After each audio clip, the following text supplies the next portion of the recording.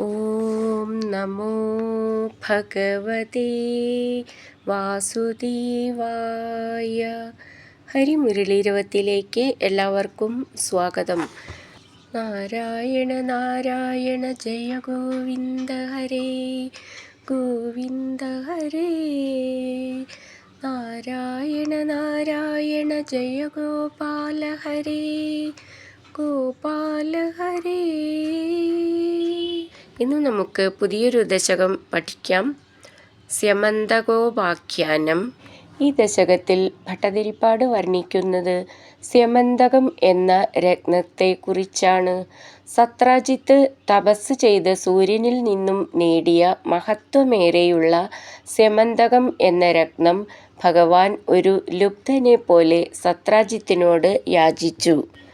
അതിന് പല കാരണങ്ങളുണ്ട്. സത്രാജിത്തിൻ്റെ മകൾ സത്യഭാമ ഭഗവാനിൽ അനുരക്തയാണ്.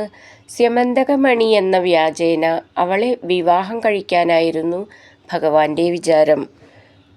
ക്ഷുദ്ര മനസ്കനായ സത്രാജിത്ത് ഭഗവാന് സ്യമന്തകം കൊടുത്തില്ല. സത്രാജിത്തിൻ്റെ അനുജൻ ഒരു ദിവസം ആ രത്നം കഴുത്തിൽ ധരിച്ചുകൊണ്ട് നായാട്ടിനു പോയി. ഒരു സിംഹം ആ രത്നം കണ്ട് മാംസമായിരിക്കുമെന്ന് ശങ്കിച്ച് പ്രസേനനെ കൊന്ന് മണിയുമെടുത്തു കൊണ്ടുപോയി. അതിലെ വന്ന ജാംബവാൻ എന്ന വാനര ശ്രേഷ്ഠൻ സിംഹത്തെ കൊന്ന് സ്യമന്തകമെടുത്ത് തൻ്റെ ഗുഹയിൽ ചെന്ന് മകന് കളിക്കാൻ കൊടുത്തു. പ്രസേനനെ കൊന്ന് സ്യമന്തകമണിയെടുത്തത് ഭഗവാനാണെന്ന് സത്രാജിത്ത് പറഞ്ഞു പരത്തി. ജനങ്ങൾ അത് വിശ്വസിച്ചു. മഹാന്മാരുടെ ദോഷലേശം പറയാൻ ജനങ്ങൾക്കിഷ്ടമാണല്ലോ. ഭഗവാന് എല്ലാം അറിയാമെങ്കിലും ഒന്നും അറിയാത്തവനെ പോലെ ഇരുന്നു. മണി അന്വേഷണത്തിനായി സ്വജനങ്ങൾക്കൊപ്പം ഇറങ്ങി.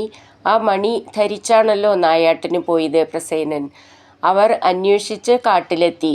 മരിച്ച പ്രസേനനെയും അശ്വത്തെയും സിംഹത്തെയും കണ്ട് വാനരത്തിൻ്റെ കാൽപ്പാട് നോക്കി നടന്നു ജാംബവാന്റെ ഗുഹയിലെത്തി. അനുയായികളെ വെളിയിൽ നിർത്തി ഭഗവാൻ ഗുഹയുടെ ഉള്ളിൽ കയറി. വളരെ വൃദ്ധനും ഭക്തശിരോമണിയുമായ ജാംബവാൻ അപ്രതീക്ഷിതമായി ഭഗവാൻ വന്നത് കണ്ട് ആരോ തന്നെ ആക്രമിക്കാൻ വരികയാണെന്ന് കരുതി രാമ രഘുപതേ ജയ ജയ എന്ന് ജപിച്ചുകൊണ്ട് മുഷ്ടി ചുരുട്ടി പ്രഹരിച്ചു. അതെല്ലാം ഭഗവാന് അർച്ചനയായി തീർന്നു. ഭഗവാന്റെ പ്രഹരമേറ്റപ്പോൾ വേദന അനുഭവപ്പെട്ട ജാംബവാൻ കണ്ണുമിഴിച്ച് ഭഗവാനെ കണ്ടു. മാപ്പപേക്ഷിച്ച് തൻ്റെ മകളായ ജാംബവതിയെയും സ്യമന്തകമണിയും ഭഗവാന് സമർപ്പിച്ചു. ഭഗവാൻ അവ സ്വീകരിച്ച് ദ്വാരകയിലെത്തി സ്യമന്തകം സത്രാജിത്തിനു കൊടുത്തു.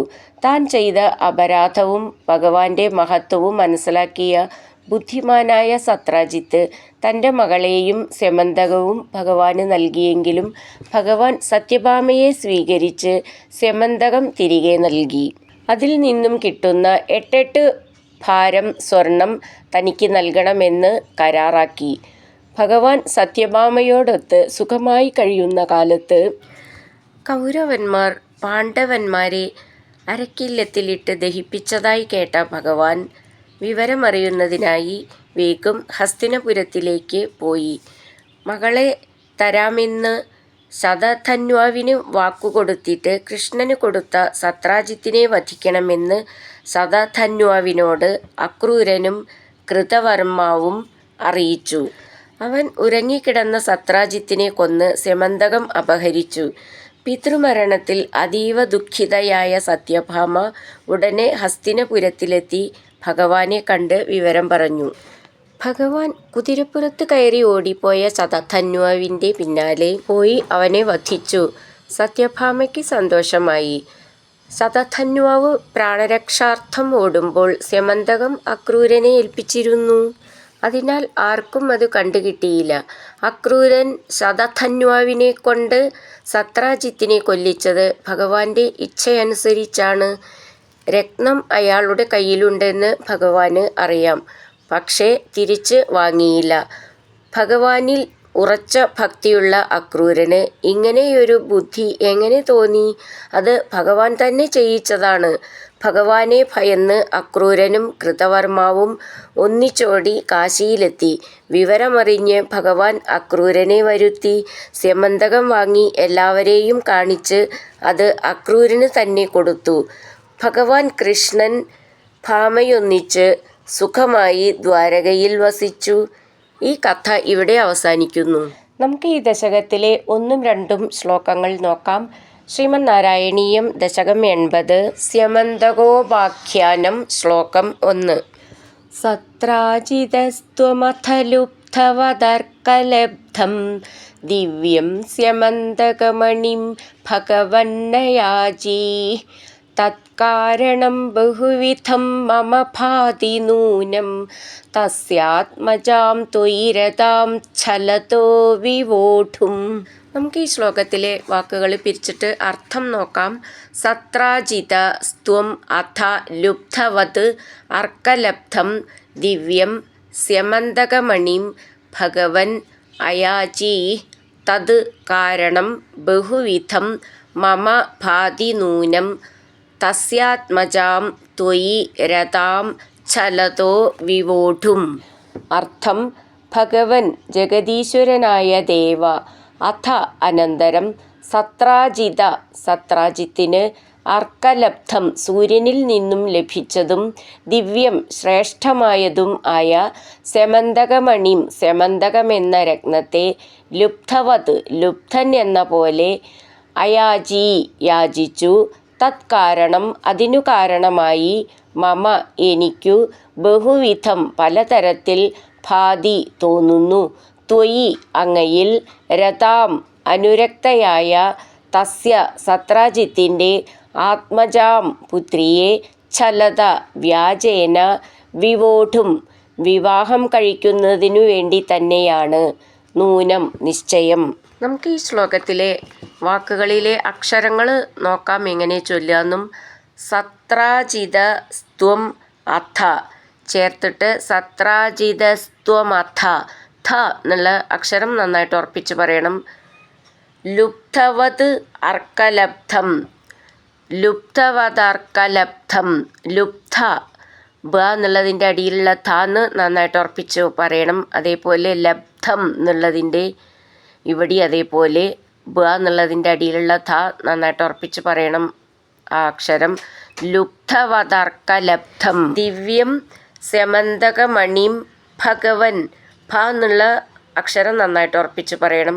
അയാജീ അവിടെ നീട്ടിയിട്ട് വിസർഗം ചേർത്ത് ചൊല്ലുമ്പോൾ ദിവ്യം സ്യമന്തകമണിം ഭഗവന്നയാജീ തത് കാരണം ബഹുവിധം, വിധം എന്നുള്ളതിൻ്റെ താന്ന് നന്നായിട്ട് ഉറപ്പിച്ച് പറയാനുള്ളതാണ്.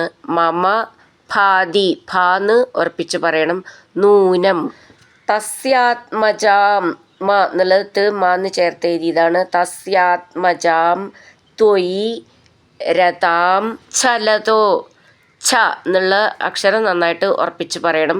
ഛലതോ വിവോഢും, ഠും എന്നുള്ളതും ഉറപ്പിച്ച് പറയാനുള്ളതാണ്. ട ഠ ഡ ഠ നാലാമത്തെ ഠ എന്നാണ് നന്നായിട്ട് ഉറപ്പിച്ച് പറയണം.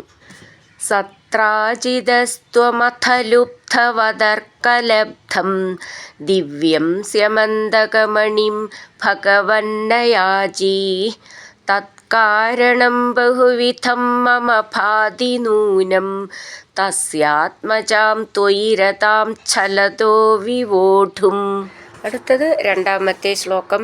അദത്തം തം തുഭ്യം മണിവരമനേനാൽപമനസാ പ്രസേനസ്തദ്ഭ്രാതാ ഗളഭുവി വഹൻ പ്രാപമൃഗയാം അഹന്നേനം സിംഹോ മണിമഹസി മാംസഭ്രമവശാത് കപീന്ദ്രസ്തം ഹത്വാ മണിമപി ച ബാലായ ദദിവാൻ. നമുക്ക് വാക്കുകൾ പിരിച്ചിട്ട് അർത്ഥം നോക്കാം.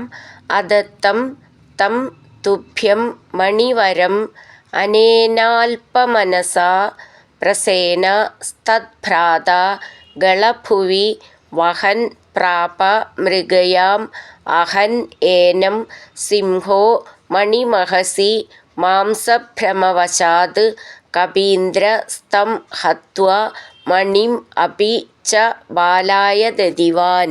അർത്ഥം: അല്പമനസ നിസാര മനസ്സോടുകൂടിയ അനേന ആ സത്രാജിത്തിനാൽ തുഭ്യം അവിടുത്തേക്ക് അദത്തം നൽകപ്പെടാതിരുന്ന തം ആ മണിവരം സ്യമന്തകത്തെ തദ്ഭ്രാത അവൻ്റെ അനുജൻ പ്രസേനൻ ഗളഭുവി കഴുത്തിൽ വഹൻ അണിഞ്ഞുകൊണ്ട് മൃഗയാം വേട്ടയാടലിനായി പ്രാപിച്ചു ഒരു സിംഹം മാംസഭ്രമവശാത് മാംസമായിരിക്കുമെന്ന് തെറ്റിദ്ധരിച്ച് ഏനം ഈ പ്രസേനനെ അഹൻ വധിച്ചു കപീന്ദ്ര വാനരശ്രേഷ്ഠനായ ജാംബവാൻ തമപി ആ സിംഹത്തെയും ഹത്വ കൊന്നിട്ട് മണിം രത്നത്തെ ബാലനായിക്കൊണ്ട് ദദിവാൻ കൊടുക്കുകയും ചെയ്തു. നമുക്ക് ഈ ശ്ലോകത്തിലെ അക്ഷരങ്ങൾ നോക്കാം. അദത്തം, തം, തുഭ്യം. ഭ്യ എന്നുള്ള അക്ഷരം നന്നായിട്ട് ഉറപ്പിച്ച് പറയണം. മണിവരം, അനേനാൽപമനസ ചേർത്ത് ചൊല്ലുമ്പോൾ മണിവരമനേനാൽപമനസ. പ്രസേനസ്തദ് ഭ്രാത ചേർത്തിട്ട് പ്രസേനസ്തദ്ഭ്രാത. ഭ്ര എന്നുള്ള അക്ഷരം നന്നായിട്ട് ഉറപ്പിച്ച് പറയണം. ഗളഭുവി ഭു എന്നുള്ള അക്ഷരം ഉറപ്പിച്ച് പറയണം. വഹൻ പ്രാപ മൃഗയാം. അഹൻ ഏനം ചേർത്ത് ചൊല്ലുമ്പോൾ അഹന്നേനം. സിംഹോ മണിമഹസി മാംസഭ്രമവശാത്. മാംസഭ്രമ ഭ്ര എന്നുള്ള അക്ഷരം നന്നായിട്ട് ഉറപ്പിച്ച് പറയണം. കപീന്ദ്രസ്തം ഹത്വ മണിം അപി ചേർത്തിട്ട് മണിമപി ച ബാലായ ദദിവാൻ. ദ എന്നുള്ളത് ദയിലത്തെയാണ്. ദദിവാൻ. അദത്തം തം തുഭ്യം മണിവരമനേനാൽപമനസാ പ്രസേനസ്തദ്ഭ്രാത ഗളഭുവി വഹൻ പ്രാപ മൃഗയാം. അഹന്നേനം സിംഹോ മണിമഹസി മാംസഭ്രമവശാത് കപീന്ദ്രസ്തം ഹത്വാ മണിമപി ച ബാലായ ദദിവാൻ.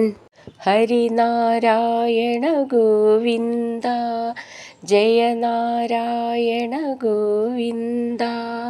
ഹരിനാരായണ ജയ നാരായണ ഗോവിന്ദ ഗോവിന്ദ ഗോവിന്ദ.